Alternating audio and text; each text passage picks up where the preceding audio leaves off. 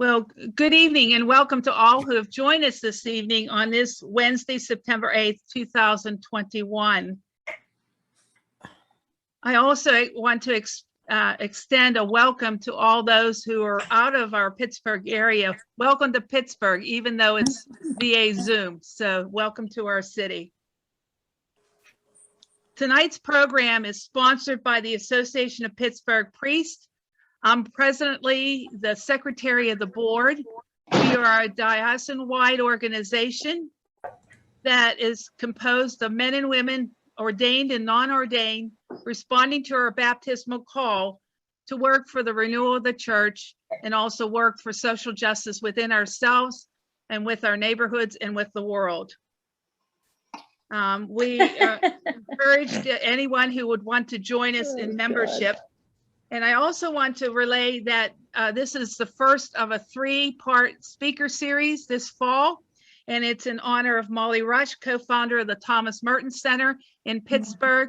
Molly has been an inspiration to so many of us in our quest to promote justice. So we honor Molly. Our topic tonight is a path forward, listen, discern, and accompany. And our speaker will be Bishop John Stowe, Bishop of Lexington, Kentucky. Thank you, Joyce. That's a very lovely introduction. And I should tell you that Bishop Zubik was kind enough to call me this afternoon and apologize for not being able to participate directly, but letting me know how welcome I was in his diocese to do this talk through Zoom. I also got to share with him that my paternal grandmother's family is all from Millvale in Pittsburgh, so I do have a few connections to your part of the world. I think you know quite a bit about walking together as the Association of Pittsburgh Priests. I'm really grateful for this opportunity to address you because I've only grown in fondness and admiration for you since reading Arthur MacDonald's book. And in that book, I found a great inspiration for a group of priests, including the baptized priesthood, the priesthood of the faithful, who have taken seriously the call of transformation from the Second Vatican Council, who understand what servant leadership is all about and want to exemplify that and call others to it, know what it means to be shepherds, even before Pope Francis told us about smelling like the sheep, who recognize that ordained priesthood builds on rather than replaces baptism, and above all, because you take Gaudium et Spes seriously, the church in the modern world. What is our presence to be? How is it to be a transformative presence? We can't just be in the sacristy and sanctuary, but we have to be involved in the joys and hopes, the pains and struggles of all of our brothers and sisters. I have a wonderful priest in my diocese who's a native of Appalachia, the mountains of eastern Kentucky, who talks about how important it is to know what his people cry on their pillows about at night. And it's no surprise to me that in his parish, he has more converts to the faith than any other parish in the diocese. Arthur MacDonald quoted Regis Ryan, a leader of the Association of Pittsburgh Priests, saying that the election of Pope Francis was seen as a vindication of this organization. Well, maybe tonight and our reflection on synodality can be seen while we're still in that pontificate that really is bringing Vatican II's teachings to the fore and putting flesh and blood on them. In my own life, I think I can refer to a before Pope Francis and an after Pope Francis, certainly in my priesthood, and not only because Francis named me a bishop, but from the day of his election, from the day when he stepped out on the balcony of St. Peter's Square in St. Peter's Basilica in 2013 and bowed down to have the people pray over him and spoke the simple words about going to the ends of the earth to find a bishop of Rome. I have been impressed. Even before he took the name of Francis, I was impressed. And sometimes, even with my highly Jesuitical education, I have to remind myself that Francis is a Jesuit and not a Franciscan. Something in the name. We know that he took the name because Cardinal Hummes from Brazil, sitting next to him as they were counting the ballots for the papacy, and all those cardinals acting like little kids, counting out loud till they reached the number of how many it took to be pope. And when it came to his number, Hummes said, "Don't forget the poor." And Francis, who later said he had toyed with the idea of taking the name John the 24th, said the name came to him Francis. He has embodied the spirit of the man from 800 years ago in Assisi. And I think he sees in his role an opportunity not just to reform the Roman Curia that the cardinals elected him to do, but to reform the church.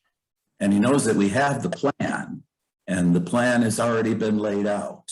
It only has to be enlivened and lived, and it takes able to do so. There is so much to be celebrated in this pontificate. Of course, Francis is not a perfect pope, but he's been a wonderful pope. The election of a Jesuit Argentinian pope who sees the importance of the Second Vatican Council and who very recently called those reforms irreversible and put his authority behind the words that we're not going backwards. Some detractors, there may be some that want to see the church of their nostalgia or a church of their imagination, because many of those who have nostalgia for a preconciliar church never experienced the preconciliar church. But Francis calls the reforms of the council irreversible. And he's demonstrated again with his most recent motu proprio, Traditionis Custodes, limiting, reducing, and eventually with the goal of eliminating the preconciliar Mass or the Tridentine Mass. What if he had taken the name John the 24th? I think even without taking that name, we see a lot of similarities with that roly-poly, jovial farmer son who was the Pope that took the name John the 23rd, Angelo Giuseppe Roncalli. So many connections to him. I remember one time watching a YouTube video of the twilight speech that Pope John the 23rd gave from the window of the Apostolic Palace on the eve of the beginning of the Second Vatican Council, with the piazza of St. Peter's filled with young people carrying candles. And I remember the simplicity of his words, just celebrating their youth, just celebrating their presence, celebrating their faith. And at the end of a few words, told them to go home and love your parents, pay attention to your parents, listen to your grandparents, and told the parents to go home, the parents to hug their children. I thought, wouldn't it be wonderful? The time I saw this, I thought, wouldn't it be wonderful? I can't even imagine a pope speaking in such words today. On TV. And not much longer after that, we had a pope who speaks just like that, who greeted the people with a buongiorno when he gives the Angelus address, and the Vatican press office didn't know how to translate that. Somebody said, "What about good day?" And they said, "Yeah, popes don't speak like that." Well, this one does. And if they thought that was too common in language, too vulgar perhaps in the classic sense of that word, then when he says "buon pranzo," good lunch at the end of the Angelus, that must really get on their nerves. But we have, like John the 23rd, a smiling pope. We have a person who appreciates the legacy of John the 23rd and appreciated his witness and example, who canonized him right alongside of John Paul II. Talk about bringing two different poles of the church together, pun intended, I guess. How wonderful that was to canonize them together. We have a universal pastor who is a pastor who is interested in a... Before we get into the business of synodality, what are the things, the priorities of Pope Francis? I'm convinced that synodality itself will be one of his lasting impacts on the church. Yes, he was elected to reform the Roman Curia, but that's just a little bit of what the universal church is. Synodality is a way of being church, as he will continue to instruct us.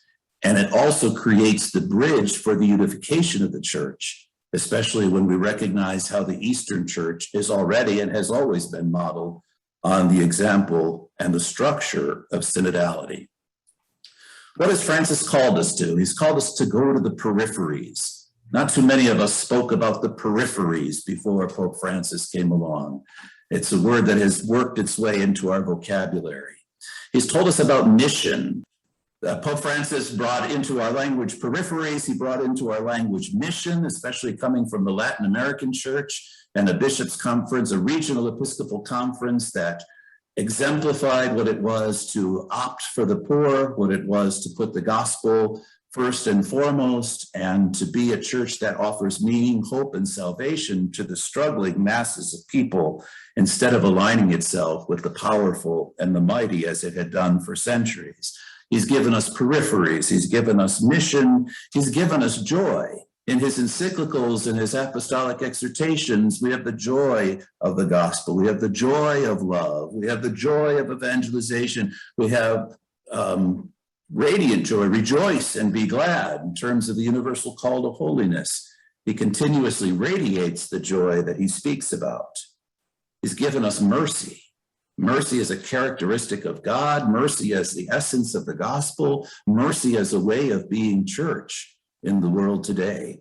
A year of mercy and an extension of the graces of that year of mercy, but we still haven't all got the message because we still have the enforcers, we still have the finger waggers, and we still have those who want to curtail access to God or place obstacles rather than remove them in celebration of a God who broke all obstacles by becoming one of us in the incarnation.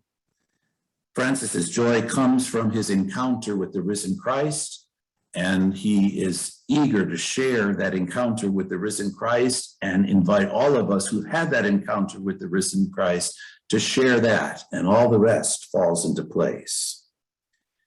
If John the 23rd introduced the term aggiornamento into Catholic vocabulary, the updating that was at the essence of the Second Vatican Council, and Paul VI introduced the term of evangelization in Evangelii Nuntiandi, telling us the church exists to evangelize, John Paul II introduced the term of solidarity, a name that was used for a Polish dock workers union back in Poland, but which has come to be an essential part of our understanding of Catholic social teaching, solidarity.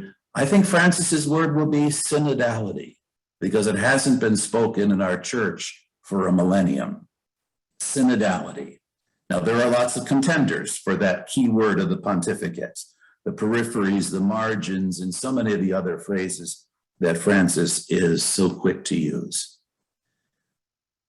When he was installed as Pope, so I mentioned coming out on the balcony at the night of his election, but when he called what he called the inauguration of his papacy on the Feast of St. Joseph, March 19th of 2013, you might not remember that he insisted that the gospel at that Mass be proclaimed both in Greek and in Latin. And at that inauguration Mass was the attendance of the ecumenical Patriarch, Bartholomew of Constantinople, the first time a Patriarch of Constantinople had attended a papal inauguration since the church's split, since the time of the Great Schism. So the Patriarch Bartholomew, who has become a good friend, a kindred spirit, and a collaborator of Pope Francis in many ways, was present from the first day of his pontificate. Bartholomew is the one who introduced the idea of the season of creation in which we find ourselves right now. Because on the first day of September, as the Orthodox begin their new year, they begin reading from the book of Genesis. And of course, the first reading is the story of creation. So September 1st became the World Day of Prayer for creation in the Orthodox world, and Francis extended it to the West, and then added a season of creation leading up to the Feast of St. Francis.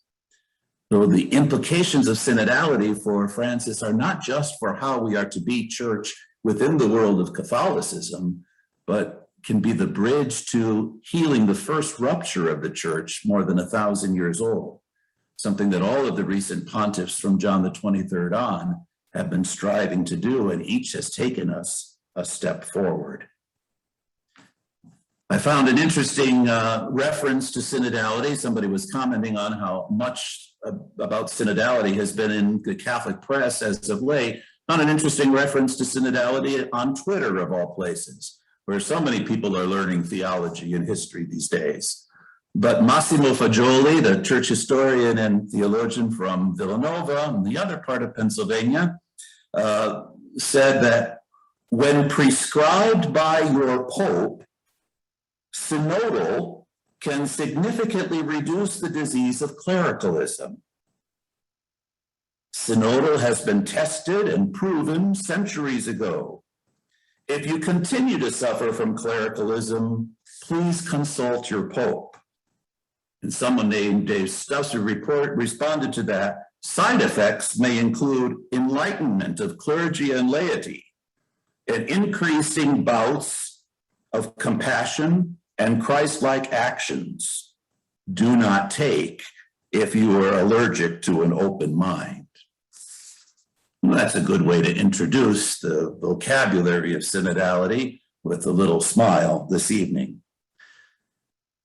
To take the wider view of synodality, we must think about the origins of the church as we commonly celebrate them on Pentecost.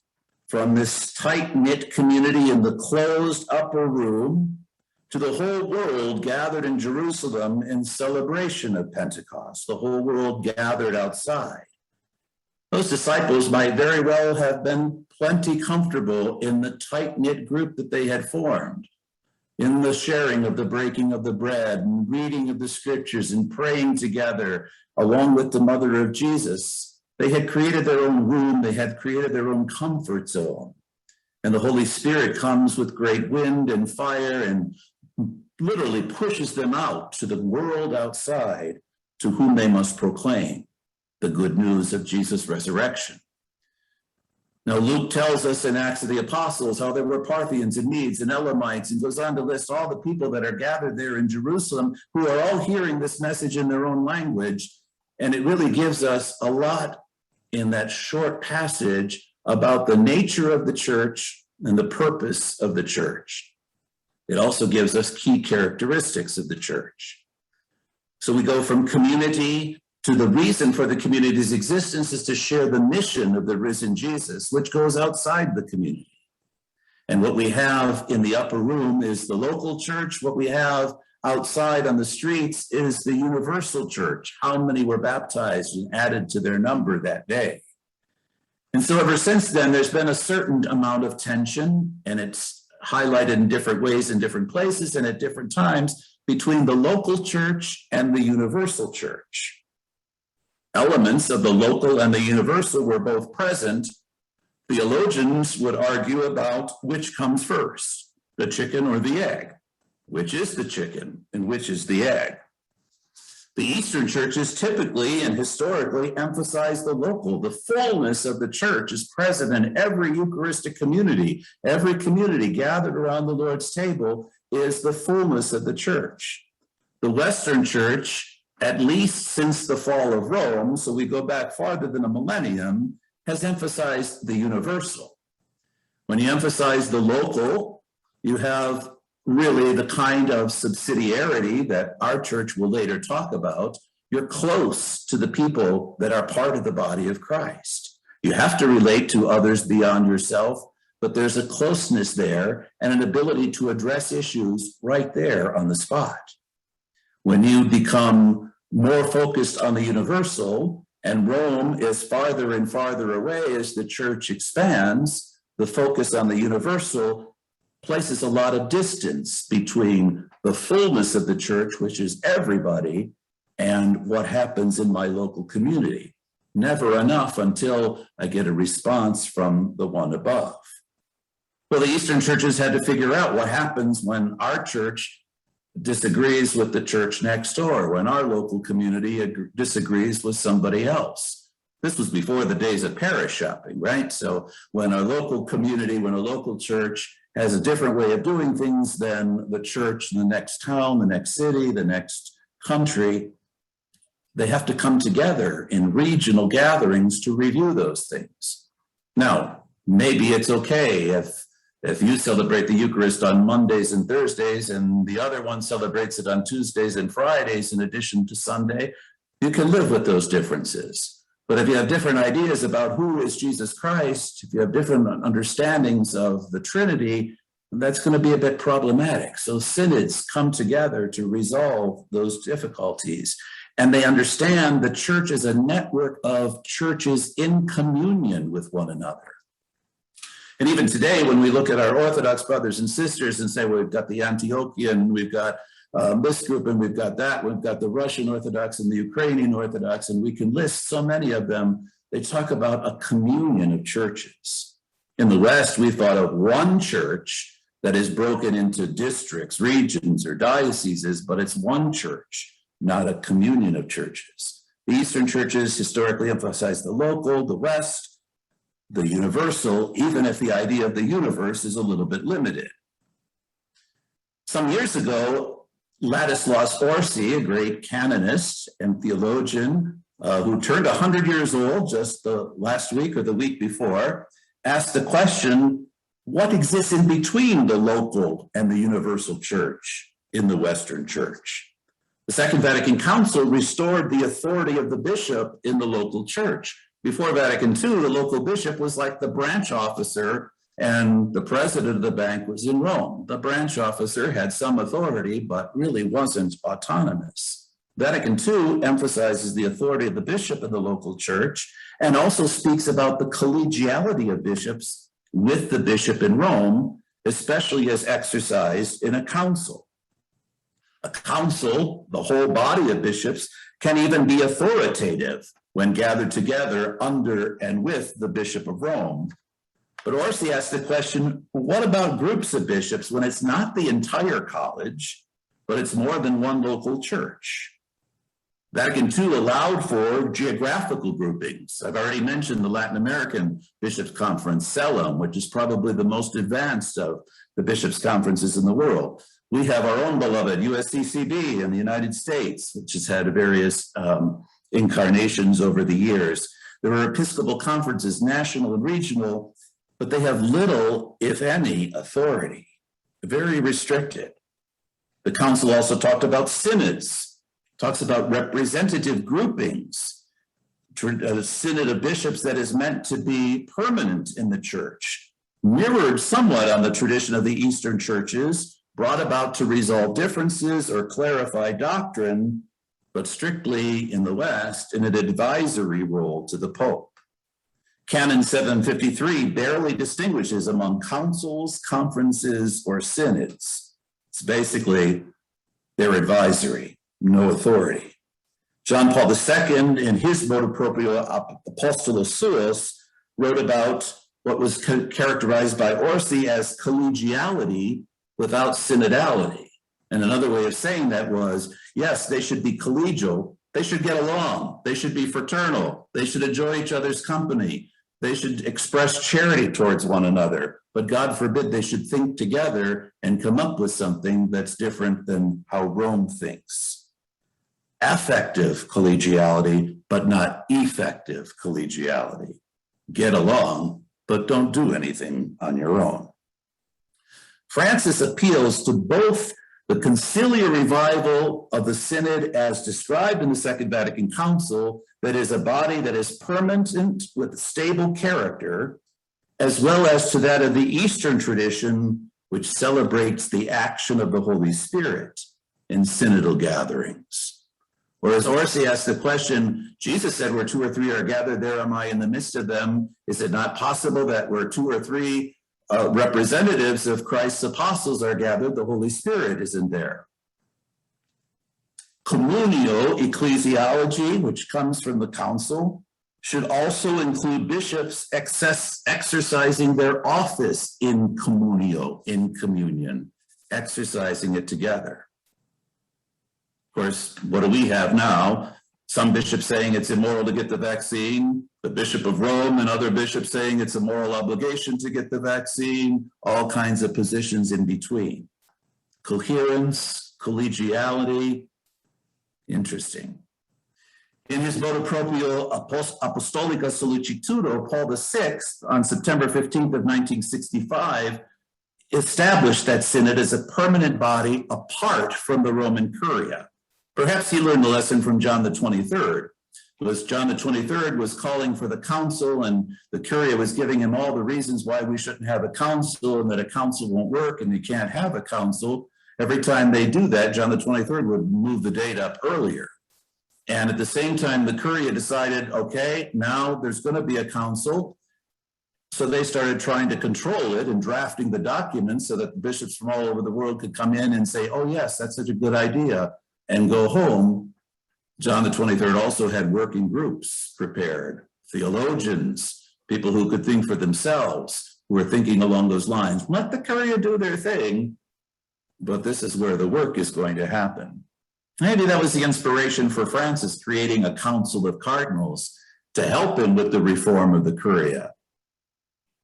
Well, Paul VI established that body as a permanent body for the church, a body of bishops mostly appointed by the episcopal conferences, so selected by the bishops in the different regions of the world, summoned by the pontiff when he deems it opportune for the good of the whole church. It's a central ecclesiastical institution, representative of the whole church's episcopacy, perpetual in nature, carrying out its function when called upon. It was called to be an image and in some manner of the council, and to reflect its spirit and method. Francis, reflecting on that, defines the synod as a privileged locus of interpretation and reception of the rich conciliar magisterium, which gives impetus to subsequent papal magisterium. And we've seen how that operates. A synod is called on a particular topic, or in more general terms, there's a preparatory document ahead of time, there's a document that's discussed, there's a final document, and then the Pope issues an apostolic exhortation based on the advice coming from the synod. Prior to Pope Francis, many thought that the synod's work was already done before any of the participants arrived there. Interestingly enough, Patriarch Bartholomew addressed the Synod of Bishops in 2008. So this is years before Francis is elected. He says, it is well known that the Orthodox Church attaches to the synodical system fundamental ecclesiological importance. Together with primacy, synodality constitutes the backbone of the Church's government and organization. As our Joint International Commission on the Theological Dialogue between our churches expressed it in the Ravenna document, this interdependence between synodality and primacy runs through all levels of the Church's life, local, regional, and universal. Therefore, in having today the privilege to address your synod, our hopes are raised that the day will come when our two churches will fully converge on the role of primacy and the role of synodality in the Church's life. Ladislas Rossi says that Bartholomew gives the conditions in that speech for the reunification of East and West. John Paul II, in his encyclical Udunum Sint in 1995, recognized that the exercise of the Petrine office, the papacy, not merely its primacy, was the major issue preventing the unification of East and West, and called for theologians to propose new ways of exercising the Petrine office. In other words, the Eastern churches could recognize the primacy of Peter, but not the way it's exercised as top-down authority.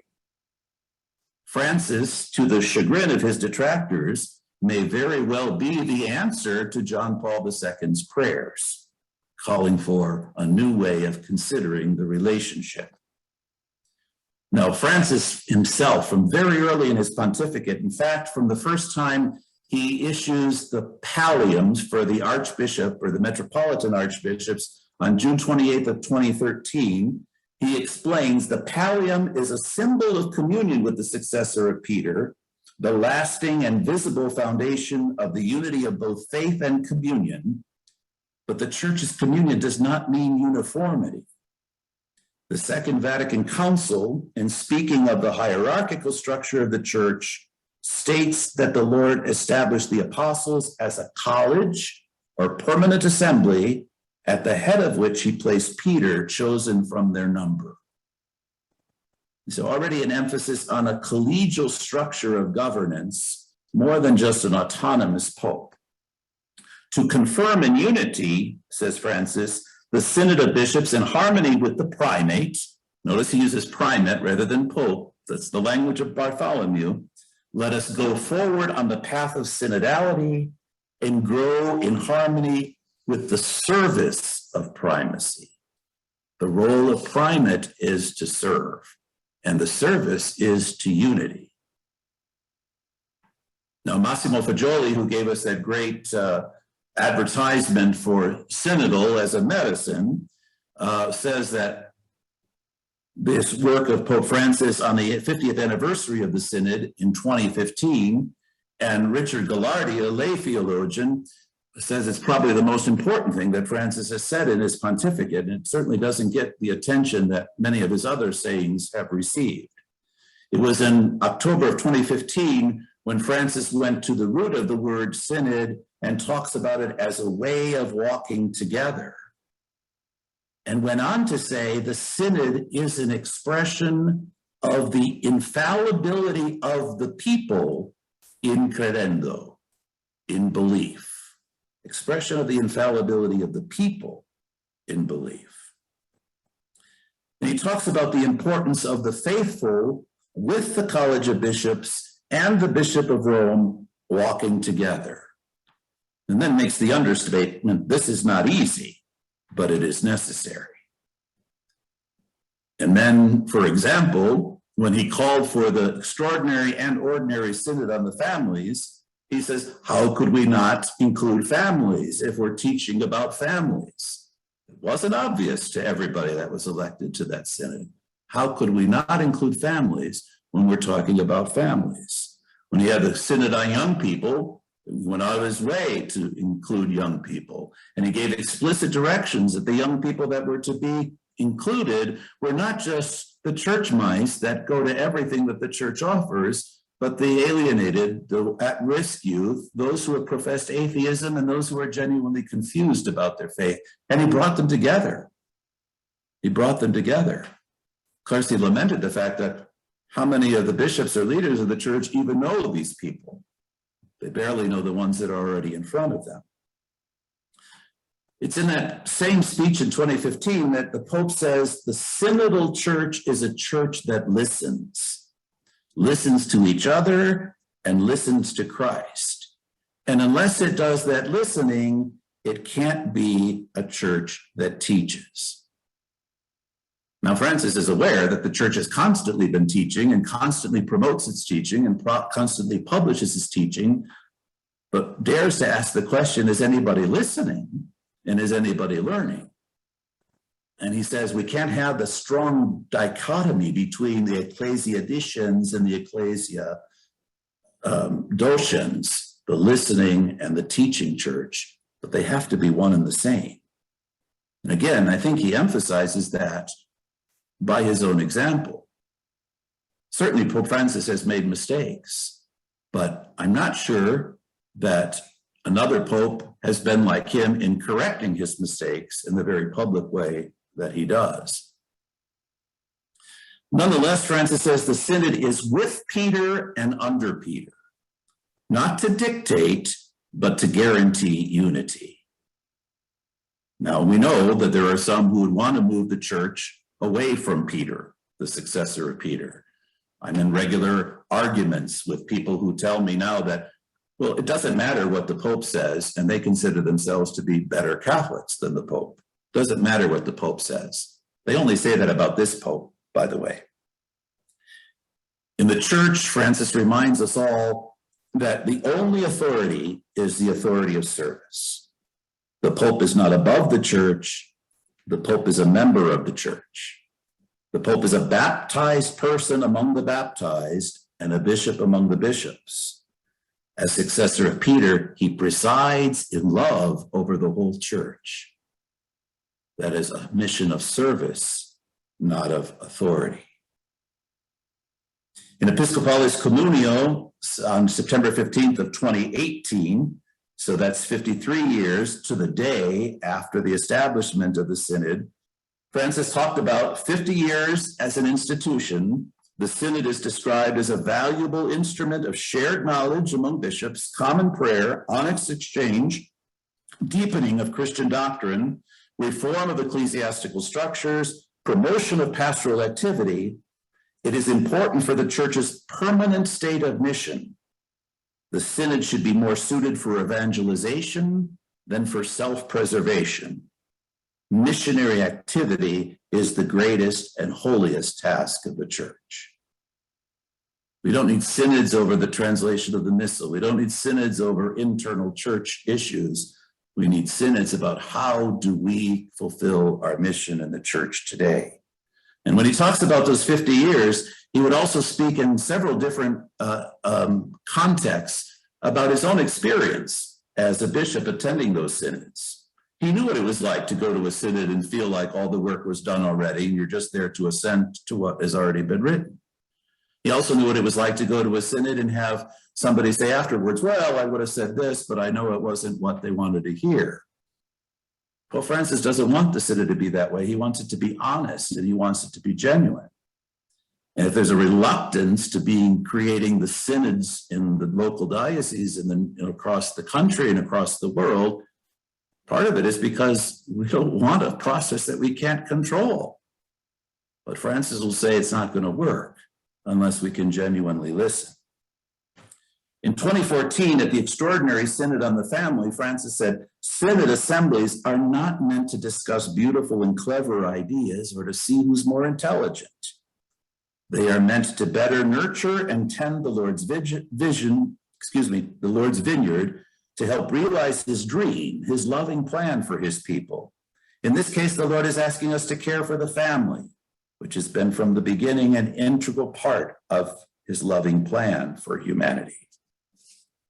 And then when he gave his instructions in the opening session of the synod, he said, one general and basic condition is this: speaking honestly.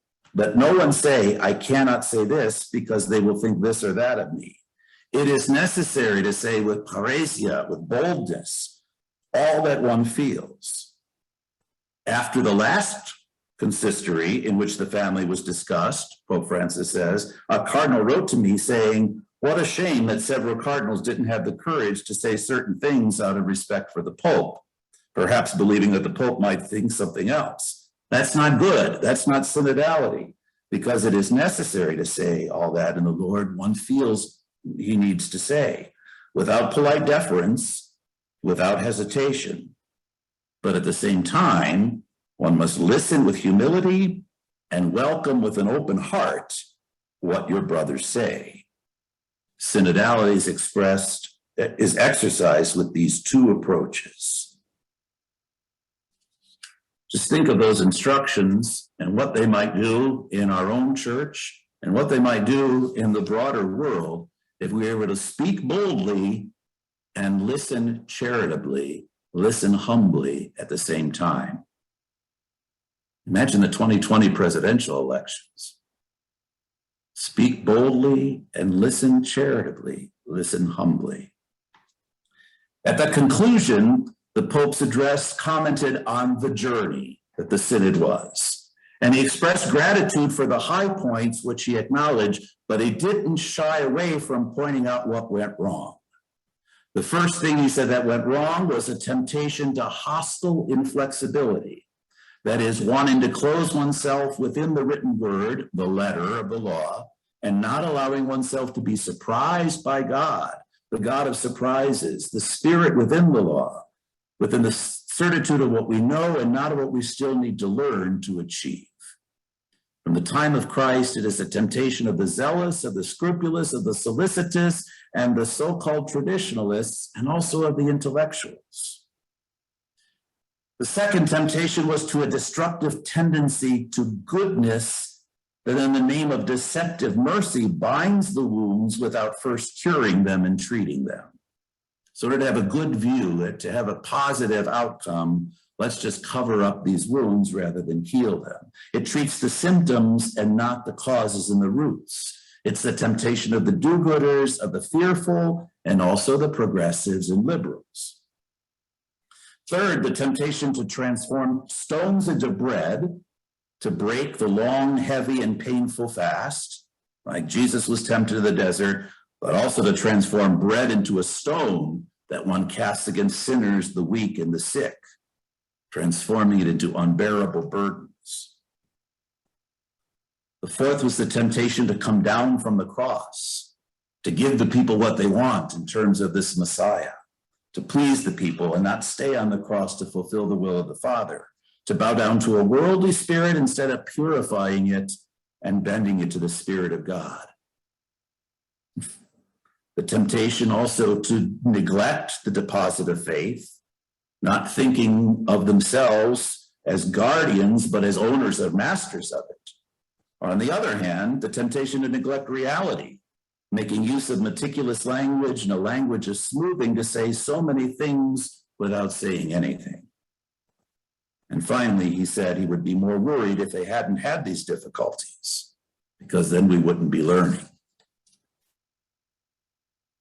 I wish I could go into all of the synods, but we certainly don't have time to do that. But I think Francis and those direct interventions gives us so much. And then I would conclude with what happened at the Synod of the Amazon. In that synod, Pope Francis convened a synod for a particular region of the church that was going through particular difficulties. He also knew that on the agenda for that synod would be a discussion of the ordination of women as deacons, the ordination of viri probati, of proven men, married men, as priests in remote regions. Now, first, he allowed those things to be discussed and allowed them to be on the agenda. That's critical. And then there was great disappointment that those things weren't acted upon immediately, especially by people in the West or those not immediately impacted by the Synod on the Amazon. There was great disappointment, and many calling it a failure or talking about Francis's weakness, etc. But when he was given the chance to explain, and he's done it recently, he said the real reason that there hasn't been any movement from that synod is not because those are bad ideas or can never happen. It's because nobody who came into that synod left having any change of thought whatsoever. Everybody who came in favor was in favor. Everyone who was opposed is opposed, with no real ability to listen to each other. He said, it's not a parliament. You don't take a vote and the majority wins. We've got to be able to listen to each other so that the Spirit shows us the way forward. So now that the guidelines from Rome have come out about the synod that is to happen in each place, I was a little bit nervous when I saw them come out yesterday at 5:30 in the morning thinking, oh my gosh, everything I prepared could be turned upside down. But no, actually it is exactly in line with these very things that I'm talking about, how we have to be a listening church, hearing the voices of everyone, consolidating the idea of how do we move forward. Now, the real challenge is going to be, how are we going to have a continental synod? We can't even imagine a countrywide synod, but having one for the continent. Mexico, Canada, the United States in the same synod. Does Central America go with North America or South America, or do we follow the church's example and the Americas are one continent? Should be interesting. But I will have to leave it there. I've gone over my time already. Thank you so much. And Bishop Stowe, thank you so much. I can't tell you the hope that I'm taking away from your talk this evening. But I was in a group where the four of us were from 4 different dioceses across the country, from the Archdiocese of Newark in New Jersey to the Archdiocese of Seattle and Louisville and Charlotte, I think it was in North Carolina. And we haven't seen anything particular coming from our diocese at this point. And so we talked about that it's really important for us to speak up. Whether we're being heard or not, we have to speak up and have our voices, at least raise our voices. That's our responsibility. And the rest of listening, how our pastors and bishops listen, that's their responsibility. Absolutely. And, it's not surprising that you haven't heard much about the synod yet. We only got the instructions yesterday. We've known it's been in the works, but from October 17th to April of next year, so it's 6 months for the diocesan synod. So each diocese can really create its own structure and its own way of doing it. But instructions yesterday morning. So stay tuned. But if you don't hear stuff, start asking questions. I won't be quiet. You can bet that. Good for you. Great, thank you, Kay. Everybody, Bishop Stowe, thank you so much for just sharing what you did. It is extremely refreshing, and thank God there's a member of the church hierarchy in America that is willing to speak as you do, because we don't hear it very often from members of the hierarchy. What I wanted to ask you was two things. One is, how can we as laity support bishops like you, Bishop McElroy in San Diego, Cardinal Kupich in Chicago, among a few others, probably not more than a few handfuls, are willing to embrace Francis's vision. Frankly, I hope Francis can live another 20 years so more bishops like you can be appointed. But what can we do to support bishops like you? And then the other is, how can you, being a minority within the USCCB, get your voice heard more among your fellow bishops? Thank you. Certainly welcome that support, and I get a lot of support, and I think the other bishops that you mentioned do as well. But when people call us heretics or whatever, you can kind of speak your piece and then pray for us in the meantime, and let us know you're praying. That's a big help. And I wish I had an answer to the second part of your question, but it is what forces me to use the media and other things that we have sometimes, is that, first of all, that people in the pews hear there is somebody in the hierarchy that is thinking like they are. And secondly, that gets reaction from other bishops in ways that sometimes at the meetings it doesn't. So that's the best I can offer at this point. I sure appreciate the questions. Thanks, Bishop John. Father Matthew, you're next. Your hand was up next. Bishop Stowe, thank you so much for this presentation tonight, which was very insightful and will be helpful in our parishes. I was wondering what insight you might have on the, Peter Steinfels in the current issue of Commonweal wrote about the upcoming letter on the Eucharist coming Yes. from and he discussed the process of it, noting that some of the previous pastoral letters on nuclear defense in 1983, on economic justice in 1986, and the abandoned letter on women in 1988 through 92, that the process had a broad consultation of representatives of a broad range of perspectives who testified before the drafting committees. And so two questions. One, does it seem as though this document is going to follow that process of having representatives from that broad range of perspectives testifying before the drafting committee? And also whether or not it's going to be a kind of teaching document or Steinfels was suggesting that it should probably be a strategy instead, or a kind of pastoral plan, rather than yet another teaching document. Do you have thoughts on that? Sure do. I'm sorry that we have lost that process that you described that led to very powerful letters on peace and on the economy, and could have led to a very powerful letter on women.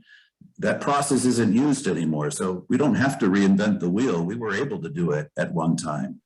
But I think the American hierarchy at that time was interested in how to apply the gospel and not just focused on internal church stuff the way that we have been during the last two popes. So I don't think that the conference as it exists right now is capable of something like that. It won't be what's used in the Eucharistic document, sorry to say. And because of that, it'll be a poor document.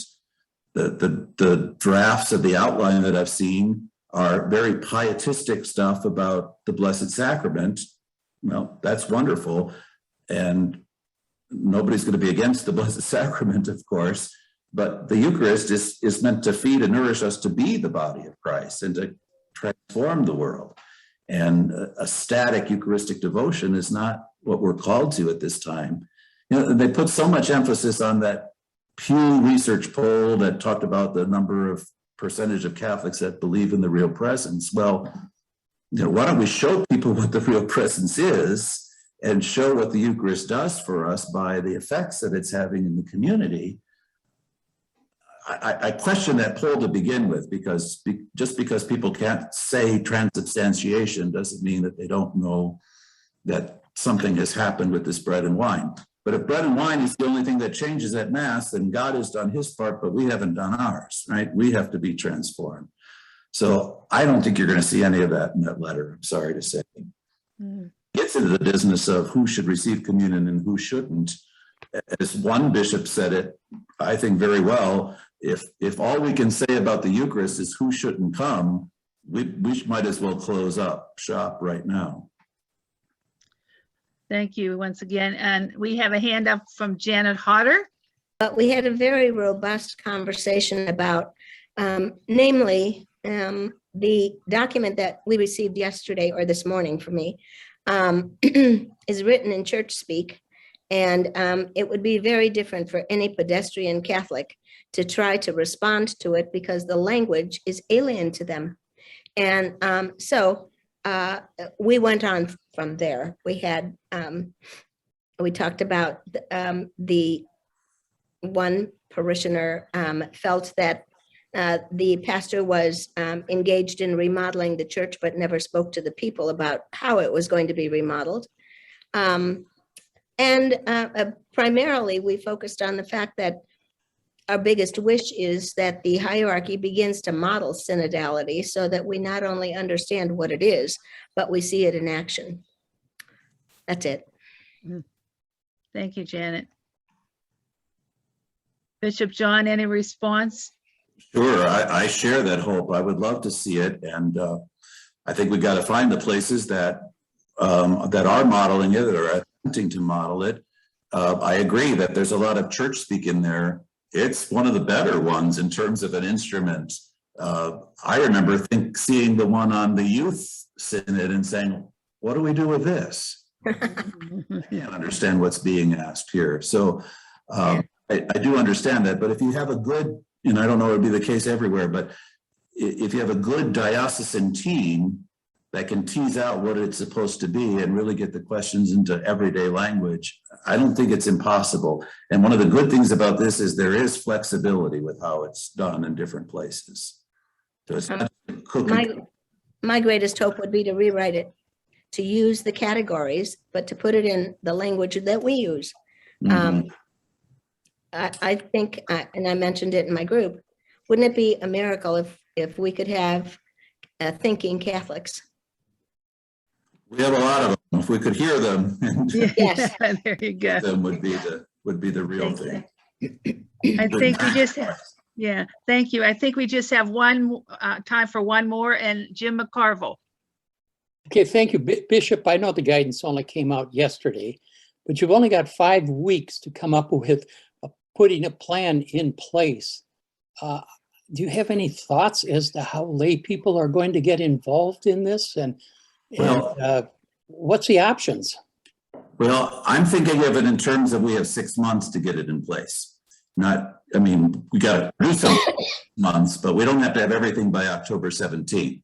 October 17th, we have to have an opening ceremony. And what I'm going to do is have a session, probably by Zoom, and for anybody who wants to be there live, to talk about what synodality is and get some reaction from the people there, and then meet with the core team and translate probably these questions and the topics that we have, and then have the plan from there. But I'm not trying to get it all together by the 17th. That's kind of defeating the purpose. But if we just talk about what it is and then allow, and I'm trying to get a very diverse team together. People in mind, I haven't convinced them to do it because they're not sure what a synod is. So we still have that part of the process, but don't think of it in terms of it's all got to be figured out by October 17th. It's the beginning. Bishop John, we just want to give you 1 whole minute to try to capsulize and kind of give us some closure to what we've experienced this evening. Thank you. You know, the great question about how people can be supportive of bishops like myself, I would say now is the time to be supportive of Pope Francis. You know, the United States has the biggest resistance to Pope Francis, and it's not big, but they're very vocal and they're very well funded. They're very very strong in their critiques, but any opportunities you have to really emphasize that this is a Pope who really wants to lead after the example of Jesus and to be connected to him and then to participate. You in the Association of Pittsburgh Priests are probably the most to engage in these kind of synodal discussions because you know that model of church. You've been promoting that model of church for decades, and you've seen that this is not a new invention. It's been there since the Second Vatican Council. So you have a head start, but know that there are people that are always trying to narrow the definitions and narrow who's in the church and narrow and decide who's in and who isn't. There's not much room for that in the synodal model of church. We can do this walking together. We can do this by listening to each other, and your voice is critical. So I just encourage you to find the way to be engaged. If you don't find it, come to Lexington. We'll put you to work. Okay, that's a deal. Well, I just want to add all of our thank you to you, Bishop John Stowe. I am also part of Pax Christi, and I'm very proud that you are our president. You are inspiring leadership, and so thank you for your inspiration and your wisdom. And we'll pledge to have your back because you keep stepping forth and speaking truth, and we'll have your back. So thank you so much for this evening. It was very inspirational and a challenge to all of us. My pleasure. Thank you. You're welcome.